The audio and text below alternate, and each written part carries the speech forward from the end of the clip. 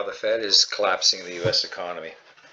My name is David Jensen. I wrote 2 letters back in 2007 to David Dodge, who was the governor of the Bank of Canada at the time. I was seeing signs of an impending economic crash, and I drew out my concerns to him at that point.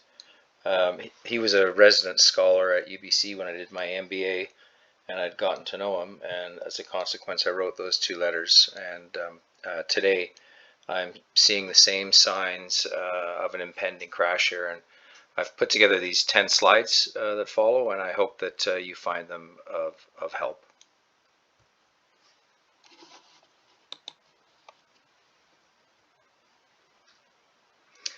Okay, the fiat debt currency system, just a quick slide on our monetary system.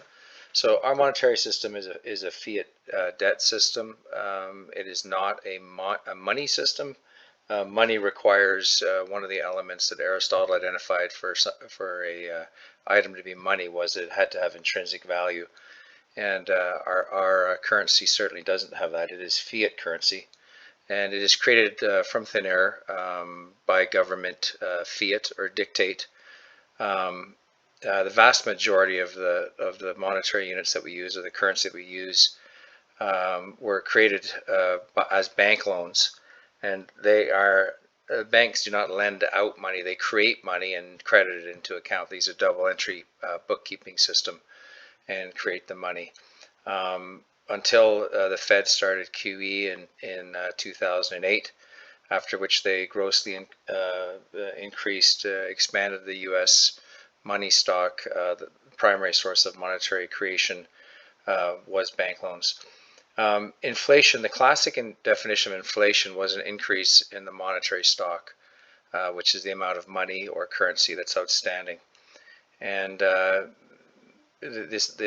classic economists looked at monetary inflation and said, okay, well, the prices of consumer goods will ultimately rise after a delay, usually 12 to 24 months, then you start to see the prices rise thereafter.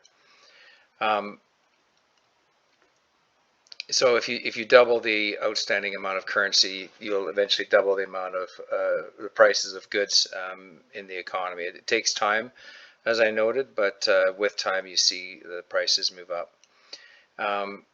The other point here is that an increase in the annual money supply, or the amount outstanding of money, also spurs speculation, and the financial sector and the financiers love this because of the heady times that it creates, and the opportunity to make gain in the financial markets.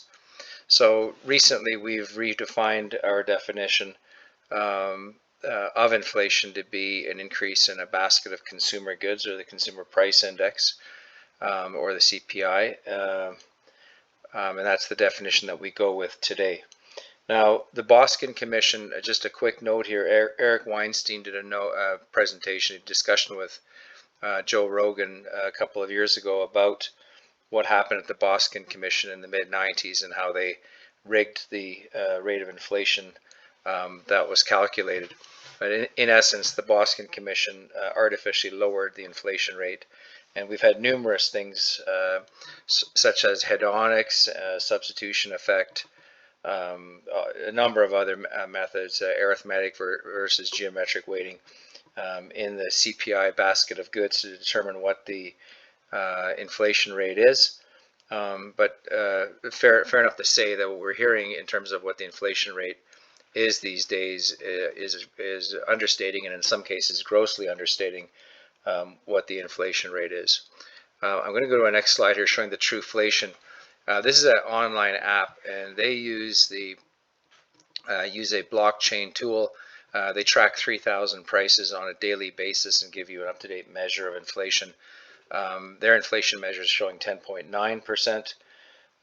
John Williams of Shadow Stats, he's showing about 17% inflation if you use a 1980 CPI model, and about a 13-14% rate of consumer goods price inflation if you use a 1990 CPI model. So they're continually changing these models, but suffice it to say that we've got 10+% inflation now in real terms, and 8.6% inflation according to the Bureau of Labor Statistics.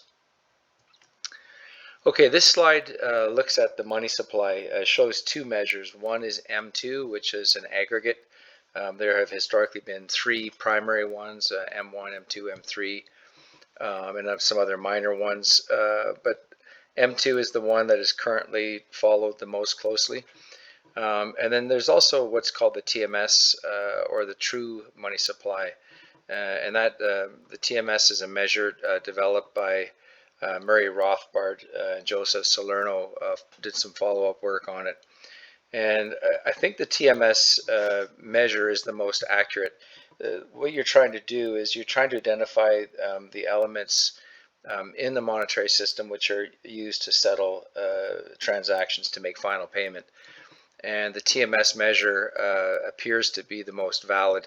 And when you graph it, it amplifies some of the moves in the M2, as you can see the gold line, the black line, or the dark blue line in this graph shows the TMS measure. But what we can see here is quite erratic monetary policy with some pretty strong swings between 1 and 2%, and up to 18% for the first 90% of the graph, and then a very large increase in the TMS up to 39%, and 27% in the M2 measure that's put out by the Fed. I'm going to go to an annotated slide next, and what the annotated slide does is just add some notes as to some economic events that we've seen. So here it is. Oh, by the way, I should say at this point that these the basic slides are created by Ryan McMaken of Mises.org or Mises.org, and he's done a great job. And I'll give a link in the show notes to the work he's done on these measures. And also there is a link to Eric Weinstein's interview with Joe Rogan about the Boskin Commission in the show notes. So this annotated chart here that we can see, we've identified three crises or major market crises: 2000 with dot-com bust, 2008 the market crisis there, which was largely triggered by mortgage-backed securities as kind of an initial sign. Perhaps a little bit before that we saw the asset-backed securities, but as a group, as a whole. But the MBS market was identified as the primary trigger. And then the 2020 market crisis with the COVID shutdown, everybody knows about that. And there's a smaller flag there too that identifies in August 2019 that we were seeing that there was an onset of a financial crisis coming. And I posted this graph on Twitter saying there was another financial crisis coming, as we could see the repo market in New York was starting to fail, and that the Fed was having to step in there to on an overnight market provide liquidity in the market there. So the four dotted ovoids at the bottom, they basically identify when the money supply, or the currency supply really, but we'll call it the money supply, is constricted to the point where it triggers a market event.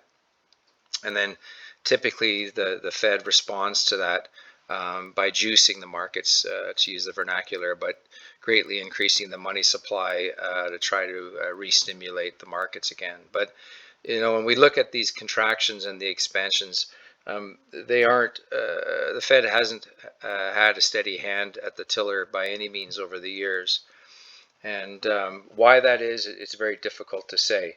But we can see when we look at the TMS measure just how erratic the Fed is in its activities, and we can project from that the bubbles which have blown in the financial markets must have been affected by this oversized movement in the money supply that the Fed has driven in the markets.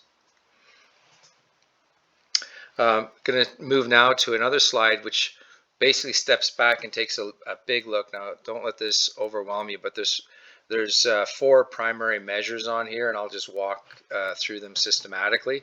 But this is basically a macro view of what has gone on in the markets since 1980 until today. So we'll just go through the four lines that are graphed here, identify what they are, and then I'll speak to each of the points. But so the red line is identifying basically the total debt in the U.S. Economy right now, and it's the Z1 flow of funds report from the Fed. This graph was created by the Fed's online facility at the St. Louis Fed, and then I've added some annotation to it as well. But the red line just basically shows that the U.S. Total system debt, so that's federal, state, corporate, consumer, municipal, etc., has grown to $90 trillion from, in round numbers, about $5 trillion in 1980. So there's been a precipitous rise. The next one is the black line, which basically gives the effective Fed funds rate, and that is the overnight rate that the Federal Reserve sets through its Federal Open Market Committee meetings. And then the third item is the light blue line, which shows the GDP of the U.S. So you can see there that it's grown to be roughly about $24 trillion now. The notable thing to note here is the outsized growth of the debt in the red line versus the growth of the GDP during the same period of time. So it's been an economic growth that's been stimulated by multiples of growth of debt to create the apparent growth of the economy. And then the final line is M2, the money supply. The Fed doesn't post the true money supply, so we'll just use the M2 money supply for our purposes of this discussion. Going to the notes that I've put on there, but this is basically mapping out how the Fed has effectively destroyed the economy with its monetary interventions through the facilities that they have with the ability to create money and set interest rates. But the basic theme here is, if you look at point one, it's that they lowered the interest rates from roughly 19% in 1980 plus or minus down to 0% over a 4-decade period. That's the first point. The second one is they inflated that debt bubble. The lowering of the interest rates stimulates borrowing, and that's what has been driving this debt bubble economy that's been run over this period of time. And then the third point there is the wildly inflating of the money supply, and you can see M2 spiking up to 27% there in 2020 and 2021 with the COVID measures. And just a side note here, that the COVID was a virus that had a infection fatality rate of about 0.02% for the healthy. So it had a 99.98% survival rate, infection survival rate for healthy people, and the just incredible actions by the Federal Reserve, as well as the CDC and the FDA and other administrations in the U.S. leaves a lot to be questioned, and they were all basically they were really an exemplar for what to do. That was followed by Europe and Canada as well, and Australia. You know, the consequences are going to bring this fiat money system to its end here quite rapidly. So the spike in the interest rates, point number 3, there's a spike in the interest rates is occurring now. The Fed has started to act and is raising interest rates, and it has to raise it because of the inflation that we're seeing in the system now, whether you want to call it 8.6% or 11.9 or 15 with shadow stats. Consumer goods price inflation is rising because the amount of money in the system has been, the amount of currency or money in the system has been increased so much that it drives up the cost of goods. It's like raising the level in a pool, and it raises the level of price level of all goods over time. So the price, the rise in the money supply and then the current spike in the interest rates is what is going to bring down the economy. And just to give you a sense here of the scale of what we're dealing with, every 1% that the Fed raises interest rates, and that's in point number 4 on this slide, every 1% that the Fed raises interest rates leads to a $900 billion a year burden on the economy with time. So there are fixed rate instruments in the market, but with time they all reset to the higher interest rate. And so when you've got a $25 trillion economy and you start raising by full percentage points the interest rate, it doesn't take long at a $900 billion a year clip for each 1% to collapse the economy. And that's the fifth point that I have there in the notes. Give you a sense of where we stand now. People say, well, they raised interest rates, in the 1980s. And they did in the early 80s. They had inflation of 10%, and they had to raise interest rates to 19% to get people out of gold essentially and back into bonds. Now we're dealing with a very different gold market now. They trade promissory notes. They don't trade bullion anymore. So the price of gold and silver have been muted by that change started in 1987 by the creation of the LBMA in London. 1987, by the way, was also the time that Alan Greenspan became the Fed chair and started using the policy of blowing larger bubbles to address crashes of previous bubbles that were created by loose monetary policy. So looser monetary policy to address the problems of prior loose monetary policy became the de facto policy of the Federal Reserve. So back to this slide again, they had 19% rates to contain 10% CPI inflation, goods price inflation, 1980, early 80s. Now we're seeing a CPI, an admitted CPI of 8.6, and in reality, it's greater than 10%. And yet our effective Fed's fund rate today, June 20th, 22, is 0.77%. So you can see how far behind that we are in terms of the raising of interest rates to respond to the rising inflation rate. So back to this slide again, just to cap it off, but the purple monetary supply slide, the monetary supply spike that we see starting in 2020, that is ultimately the kill shot by the Federal Reserve, which is going to bring down the economy, and it's going to drive us into some kind of a great reset situation, which the World Economic Forum and the financiers and the bankers who are behind it, my term for it is billionaire communism, and it's basically a system which yields to total control. But the net on this slide here that I want to just note here before we move on with the last couple slides is that the price spike that we're seeing and the collapse that we're going to be experiencing is not Putin's price hike.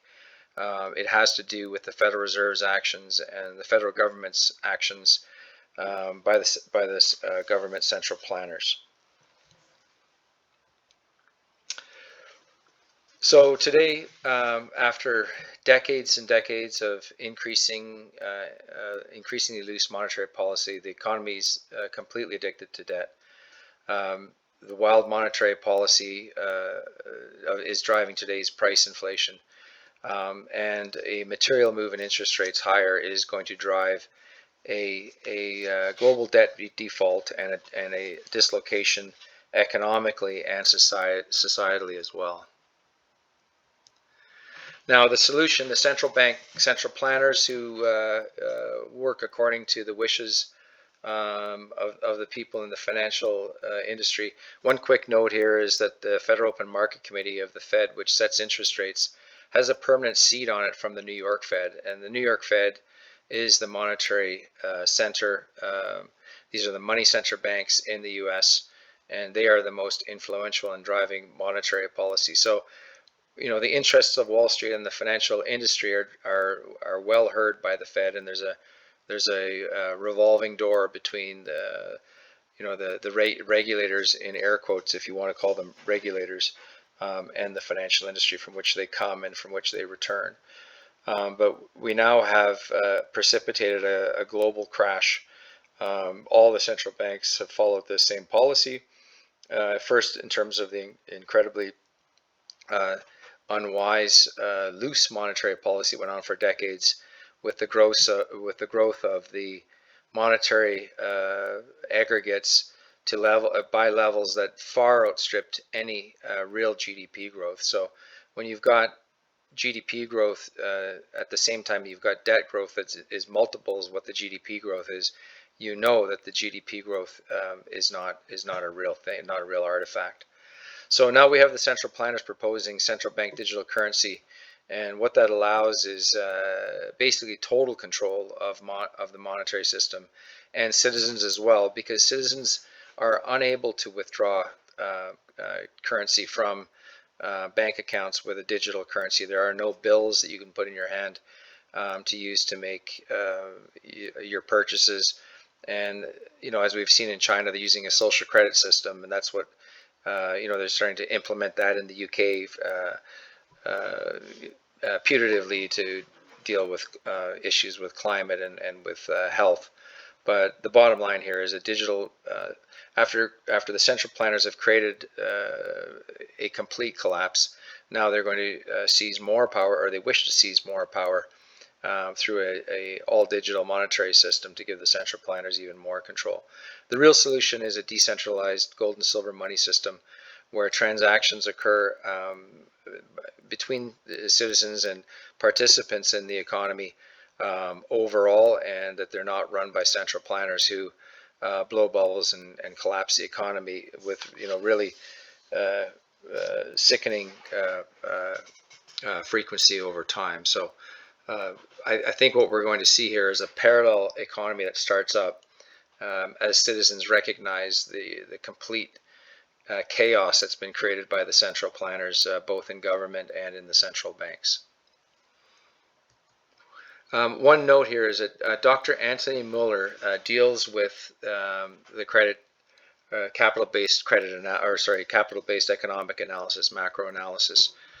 He has a number of papers which are very, very valuable to understand this, and I'll put a link in the show notes to his publications. But the ones that I think that are particularly valuable is the most recent one there from 2019 is the Magic Money Tree, the case against modern monetary theory.